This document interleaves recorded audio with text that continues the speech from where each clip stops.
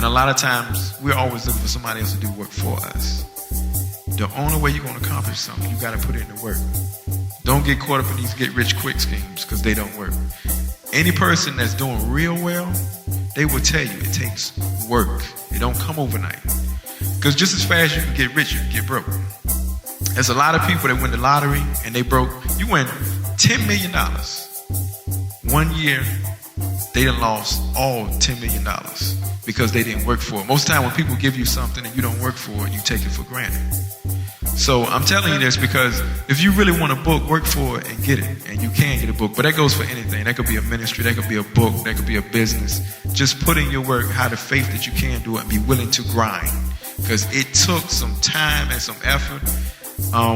Y'all getting the other stuff I wasn't going to talk about. In this book, I got this illustration of a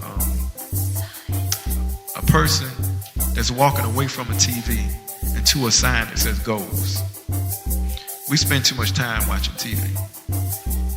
One turning point for me was, I remember watching Cribs and watching some other shows with businessmen that was making money. And I said, you know what? I'm sitting here watching these people's lives. I'm watching their lives. I'm watching some of them make money. I'm watching some of them buy these houses. And I'm sitting here thinking, the time I'm spending watching you, I could be getting mine. So instead of watching TV, work on your plan.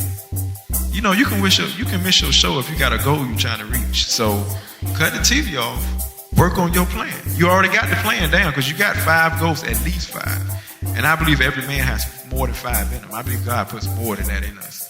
But you got at least 5. So cut off the TV. And I'm telling you this, and mind you, this wasn't a part of the talk that I was supposed to do.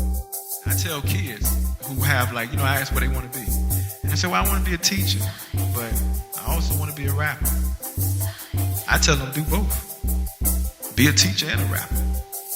You can teach during the week and rap on the weekend. I tell kids, don't limit yourself in what you want to accomplish in life. Don't let nobody tell you just got to do one thing. No, you can do more than one thing. God put more than one thing in you. You can teach, you can be a rapper and a singer. You can be a producer and a teacher.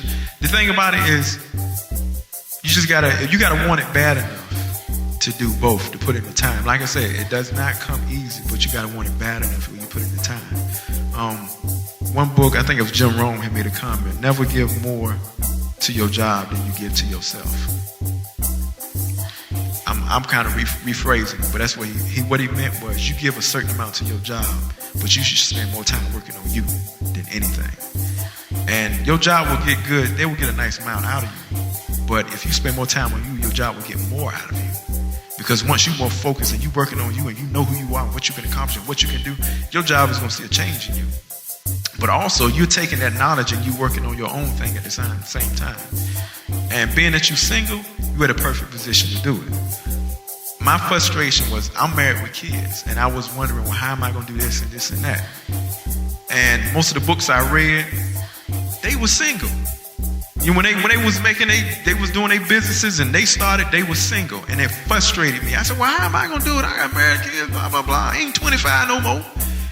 And what I learned was, you just got to put in the work. It can happen, but you just got to put in the work. So, like I said, you're in a perfect position. So, focus and work on you. Work on you. Your job, they ain't going to let you go because they're going to see you changing.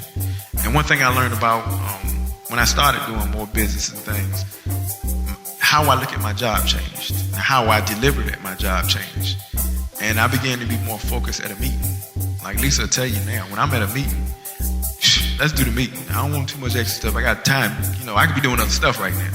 So when I'm at a meeting, my meeting, if you ever meet at a meeting and I'm at your meeting, it's going to be productive. Because I could be doing something else than sitting here, then you talk about the stories. So any meeting I'm in is guaranteed to be productive. So when you start doing that, you start doing your own business thing, your meetings, you want to be productive. So at that point, you start thinking, any meeting I'm at is going to be productive. And they're going to see the change in you. So spend time, focus on you, learn about you. Any other questions? Did I answer your question? Okay, any other questions?